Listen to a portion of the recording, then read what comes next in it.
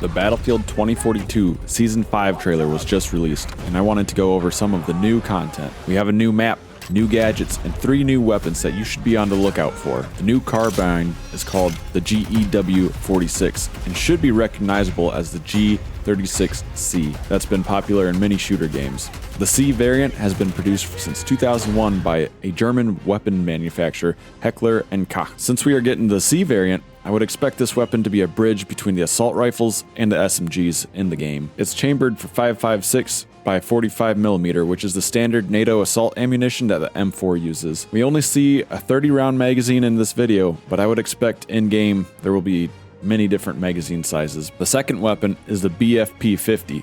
Once again, this pistol should be recognizable to most people who are familiar with first-person shooters.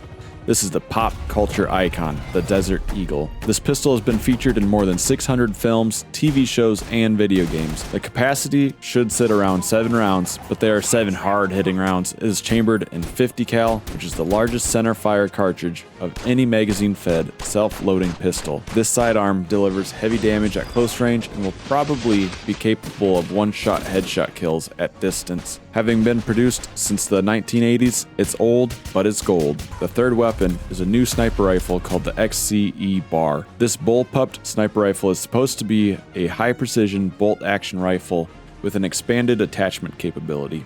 I did some research and found out that the real-world version of this is made by TechTarget and is called the TTS Exceed. This rifle is new to the market and has only been in production since 2021. And from the image, you can see that it's bullpupped, which allows longer barrels to be used in a smaller package. The bullpup system means that the XCE bar is easier to transport and should have increased maneuverability. The XCE bar has a single stacked magazine that can hold 5 rounds. I would imagine that DICE will add an extended magazine to allow it to compete with other sniper rifles in the game. The platform is capable of using 6.5 to 338 Lapua ammunition, so I wouldn't be surprised to see a large variety of ammo types for this weapon either. Something unique to this rifle is that when a bipod is attached, the mounting point is actually above the barrel, so the rifle's weight is suspended below the bipod mount. I'm not sure how this changes the way it handles, but it is certainly interesting. It also looks like DICE is releasing the RPG into the main game.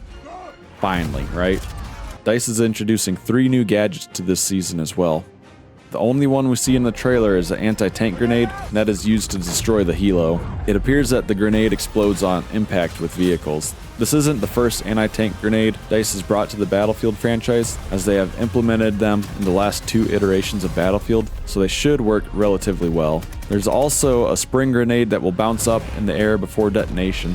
I'm not sure if this will be used against infantry behind cover or if it might have some sort of headshot multiplier on it. We'll have to wait and see. Maybe you can lay down and, I don't know, miss most of the blasts. We'll see. The last new gadget is a mini grenade, and these grenades will be able to be thrown farther and faster than regular grenades.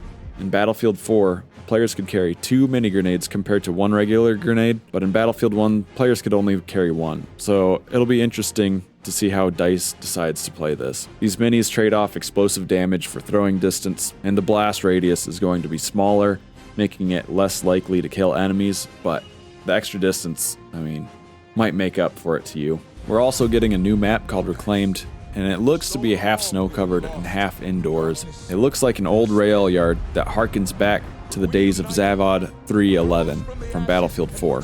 Zavod was codenamed Abandoned during development, so the new name Reclaimed could lean into a shared map history. Zavod was set as an abandoned Cold War-era Soviet tank factory and had a levolution where a smokestack would collapse if an active warhead in the factory was detonated.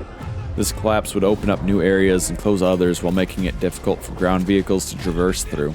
It would be interesting to look for fallen smokestacks in Reclaimed or other hidden Easter eggs to link Reclaimed and Zavod together. And that's it. If you kind of want to see more of the trailer itself, some of the action shots, go watch it on the Battlefield YouTube channel. If you like the video or want to see anything similar to this, please like and subscribe, and I'd appreciate it. Thanks.